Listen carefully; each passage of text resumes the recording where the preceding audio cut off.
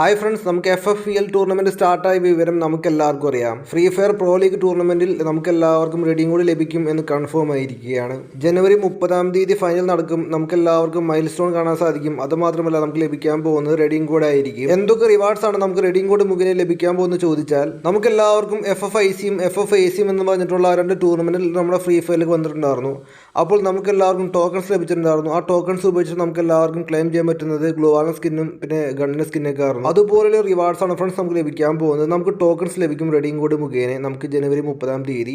അതുമാത്രമല്ല, നമുക്ക് ഗ്ലോവാളിൻ്റെ സ്കിന്ന് ഇമോട്ടൊക്കെ ലഭിക്കും എന്ന് കൺഫേം ആയിരിക്കുകയാണ്. നമുക്ക് ഈ ടൂർണമെൻറ്റിൽ മൈൽ സ്റ്റോൺ കാണാൻ സാധിക്കും. മൈൽ സ്റ്റോൺ കംപ്ലീറ്റ് ആകുമ്പോൾ ലഭിക്കാൻ പോകുന്ന ടോക്കൺ ആയിരിക്കും.